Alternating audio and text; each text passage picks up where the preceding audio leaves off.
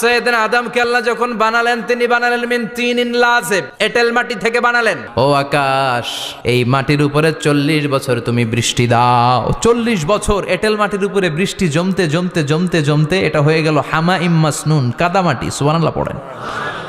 কাদামাটি থেকে গেল 40 বছর। কাদামাটি থেকে আল্লাহ সাইয়েদনা আদম আলাইহিস সালামের ডাইস বানালেন। তারপরে আল্লাহ সূর্যরে বললেন, ইয়া শামসু হাররিকি আলাইহি 40 ইয়াউমা, ও সূর্য এবার আদমের কায়ার উপরে, মূর্তির উপরে তুমি 40 বছর সূর্যের আলো দাও। ইসলামিক লাইফ, জীবন গড়ুন কোরআন সুন্নাহর আলোকে।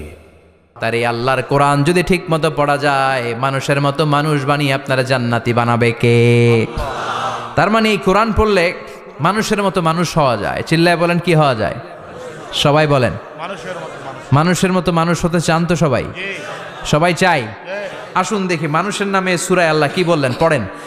আউযু বিল্লাহি মিনাশ শাইতানির রাজিম, বিসমিল্লাহির রহমানির রহিম। হাল আতা আলাল ইনসানি হিনুম মিনাদ দাহরি লাম ইয়াকুন শাইআম মাযকুরা। আল্লাহ বললেন, মানুষের জীবনের একটা সময় ছিল যেই সময়টা উল্লেখ করার মতো মানুষ কিছুই ছিল না। সুবহানাল্লাহ। প্রত্যেক মানুষের জীবনে এমন একটা সময় ছিল যেই সময়টাতে উল্লেখ করার মতো সে আসলে কিছুই ছিল না, তার অস্তিত্বই ছিল না, সে জিরো ছিল, তাকে জিরো থেকে হিরো বানিয়েছে কে?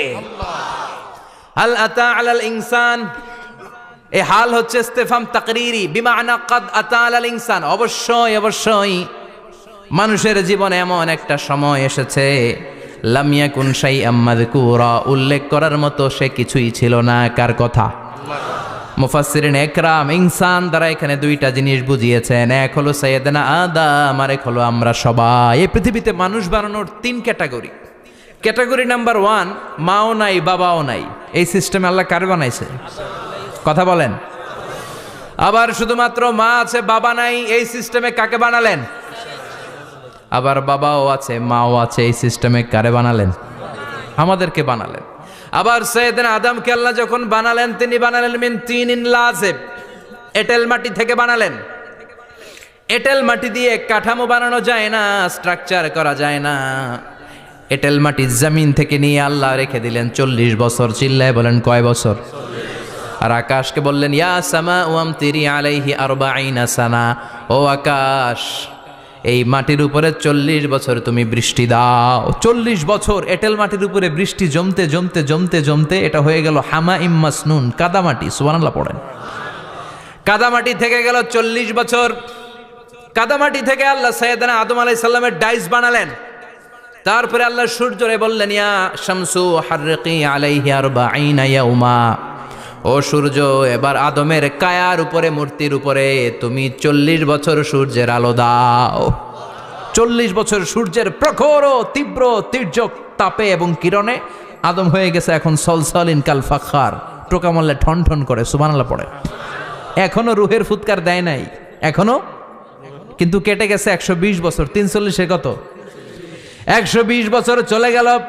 এই বিশাল লম্বা সময়ে আল্লাহ বললেন, লাম ইয়াকুন শাইআম মাযকুরা, উল্লেখ করার মতো আদম কিছুই ছিল না।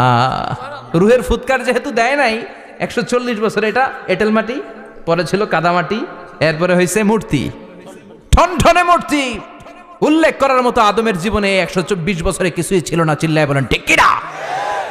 আবার আমরাও যারা সলিমদ্দি কলিমদ্দি, আমরাও আমাদের মায়ের পেটের ভেতরে প্রথমে ছিলাম 40 দিন। বুখারীর বর্ণনা, ইন্না আহাদাকুম ইউজমাউ খালকুহু ফি বাতনি উম্মিহি 40 ইয়াওমান সুম্মা ইয়াকুনু নুতফাতান মিসলা যালিক সুম্মা ইয়াকুনু আলাকাতান মিসলা যালিক ফায়াতি ইলাইহিল মালাকু ফায়ানফাখু ফীহির রূহ। আমরা যারা সলিমদ্দি কলিমদ্দি, আমরা আমাদের মায়ের পেটের ভেতরে 40 দিন ছিলাম নুতফা, এক ফোঁটা বীর্য। তারপরে 40 দিন ছিলাম আলাকা, রক্তপিণ্ড। তারপরে 40 দিন ছিলাম মুদগা, গোশতপিণ্ড। 340 120 দিন। কয় দিন? এই 120 দিনের লম্বা সময়ে লাম ইয়াকুন শাইআম মাযকুরা, উল্লেখ করার মতো আমরা আসলে কিছুই ছিলাম না, কারণ মানুষই তো হয় নাই, ডিফর্ম বেবি। এখনো দেহের আগাগোড়া কিছু হয় নাই। 120 দিন পর ফেরেশতা এসে আমার দেহের মধ্যে ফুৎকার দিয়ে যায়, তখন আমার হার্ট পার্টিশন চালু হয়ে যায়, আমার হার্টবিট চালু হয়, সিস্টোলিক ডায়াস্টোলিক, এই যে ধপ ধপ ধপ, এই প্রেশারটা ছাড়া মানুষ বাঁচে? ফুসফুসের কাজ কি? খালি ধপ ধপ করে, দম টানে আর দম নেয়, দম ফুরাইলে ঠুস। আয় রে মানুষ রঙিন ফানুষ, দম ফুরাইলে তবু তো ভাই কারোরই নাই একটুখানি। আয় রে মানুষ রঙিন ফানুষ, রঙিন ফানুষ, আয় রে মানুষ। সুবহানাল্লাহ। আমরা ছিলাম নুতফা, আলাকা, মুদগা, sperm drop, then blood clot, and finally the little flesh. আমি আমার এমফিল রিসার্চ করেছি এটার উপর, এটা ইংরেজিতে বলে এমব্রয়োলজি, ভ্রূণ তত্ত্ব। How the little এমব্রয়ো develops in mother ওম, মায়ের পেটে এই ছোট্ট ভ্রূণ, এটা কেমন করে শুক্রাণু ডিম্বাণু থেকে 8 মাস 10 মাস 9 মাস পরে কেমন করে জমিনে আসে। How the little এমব্রয়ো develops in mother ওম, মায়ের পেটে কেমন করে ডেভেলপ করে।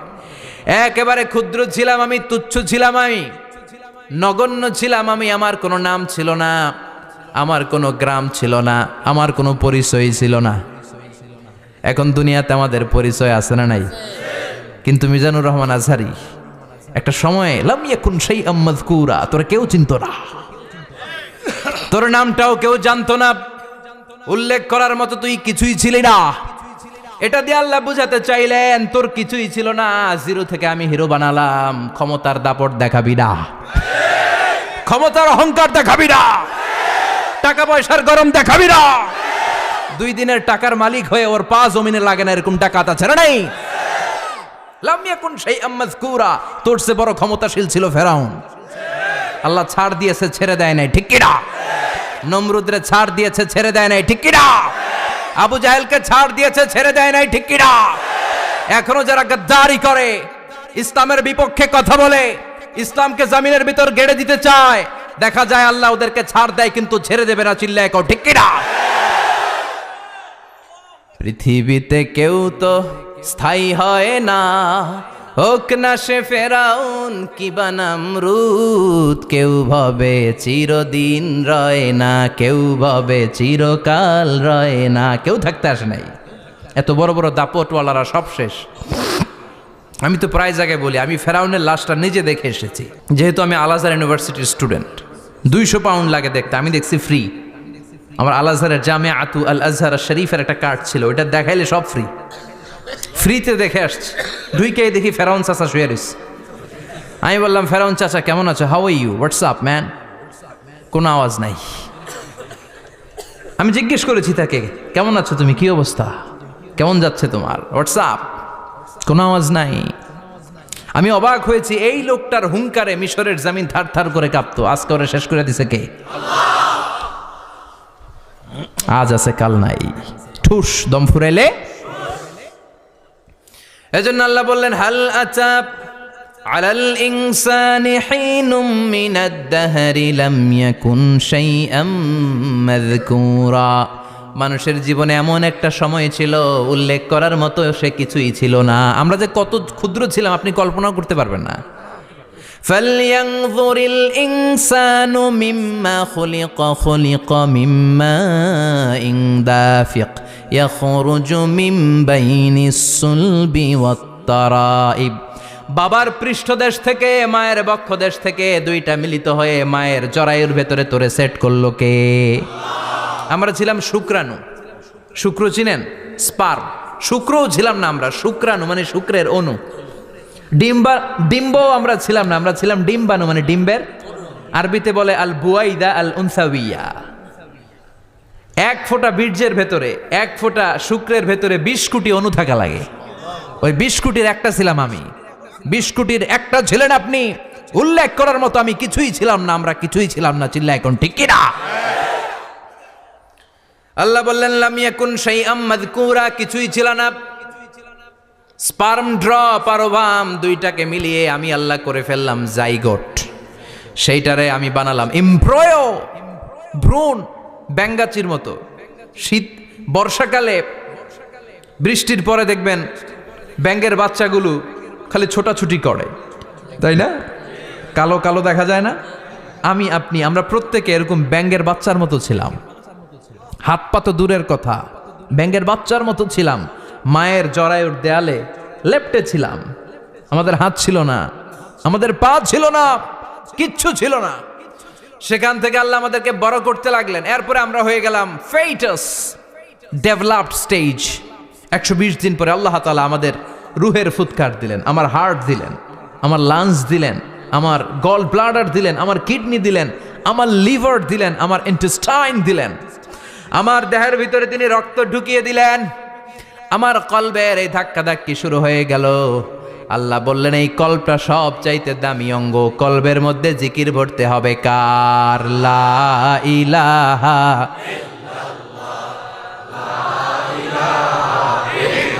লা ইলাহা ইল্লাল্লাহু মুহাম্মাদুর রাসূলুল্লাহ সাল্লাল্লাহু। কলবের ভেতরে ভরতে হবে আল্লাহর জিকির। অনেকেই কলবের ভেতরে ভরে আয়না, আছে না নাই? আয়না বসাইয়া দে মোর দয়াল বাবা, কেল্লা কাবা আহেনার কারিগর, আয়না বসাইয়া দে মোর। তোর বাবার কলবেই তো আয়না নাই, তোরে কি আয়না দিবে বেটা? বিশ্বনবী কখনো বলেছেন কলবে আয়না বসাতে? বিশ্বনবীর সাহাবারা কলবে বসাতে হবে আল্লাহর জিকির। আলা বিযিক্রিল্লাহি তাতমাইন্নুল।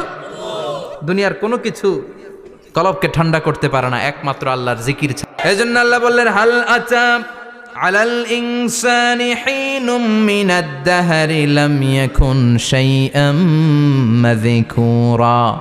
প্রতিটা মানুষের জীবনে এমন একটা সময় ছিল উল্লেখ করার মতো কিছুই ছিলাম না।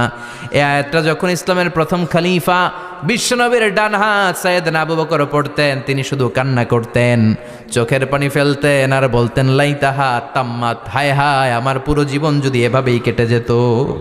লাম ইয়াকুন শাইআম মাযকুরা, মায়ের পেটের ভিতরে যখন ছিলাম, কিছুই যখন ছিলাম না, এরকমই যদি থাকতাম কতই না ভালো হতো। লা নাবতালি ওয়ালা নালিদ, জন্মগ্রহণ করতাম না, পরীক্ষার সম্মুখীন হতাম না, জীবনটা যদি এমনিই কেটে যেত কতই না ভালো হতো। এজন্য আল্লাহ বললেন, প্রতিটা মানুষের জীবনে এমন একটা সময় ছিল উল্লেখ করার মতো সে কিছু ছিল। এরপর আল্লাহ বললেন, ইন্না খলাকনাল ইনসানা মিন নুতফাতিন আমশাজিন নাবতালি ফাজআলনাহু সামিআন বাসীরা। নিশ্চয় আমি মানুষকে জমাট বাঁধা মিশ্রিত নুতফা থেকে তৈরি করেছি। বাবার শুক্রাণু মায়ের ডিম্বাণু দুইটাকে মিলিয়ে দিল কে? জরায়ের ভিতরে সেট করলো কে? আল্লাহ বললেন, ফি কারারিম মাকিন, গোপনতম প্রকোষ্ঠে। যেই প্রকোষ্ঠে কোনো কবিরাজের কবিরাজি কাজে লাগে নাই, কোনো ডাক্তারের ডাক্তারি কাজে লাগে নাই, কিন্তু 9টা মাস ধরে খাবার পানি আর অক্সিজেন তোরে দিছে কে? আবার আল্লাহ বললেন, ফি যুলুমাতিন সালাস, 3টা প্যাকেট পড়িয়ে তোরে আমি রেখেছি। যতটুকু টেম্পারেচারে রাখলে তুই বেঁচে থাকবি, ততটুকু টেম্পারেচারে তোরে রেখেছে কে? এজন্য আল্লাহ বললেন, মিন নুতফাতিন আমশাজিন নাবতালি, তারপরে তোকে আমি পরীক্ষা করতে শুরু করলাম দুনিয়ায়। দুনিয়াতে আমাদের জন্য পরীক্ষা আছে না নাই? যে আল্লাহর কাছে যত প্রিয় তার পরীক্ষাও তত। আসাদুন নাসি বালাআন আল আম্বিয়া, দুনিয়ার মধ্যে সব চাইতে বেশি আল্লাহ পরীক্ষা করেছেন নবীদের, ঠিক না? সাইয়েদনা ইউসুফ আলাইহিস সালাম 10 বছর জেলে বন্দী ছিলেন। বিশ্বনবী 3 বছর জেলে বন্দী ছিলেন। শিয়াবে আবি তালেবের জেলখানায় বিশ্বনবী ছিলেন কি ছিলেন না? এজন্য জেল জরিমানা মুমিন ভয় পায় না, ঠিক না? আল্লাহ বললেন, নাবতালি, তোকে আমি পরীক্ষা করব ভয় দিয়ে, ক্ষুধা দিয়ে, সম্পদের হানি ঘটিয়ে, প্রাণ নাশের হুমকি দিয়ে। ইসলামের কথা বলা এত সোজা না। আপনি ইসলামের কথা বলবেন, আপনার বিরুদ্ধে ষড়যন্ত্র আছে না নাই?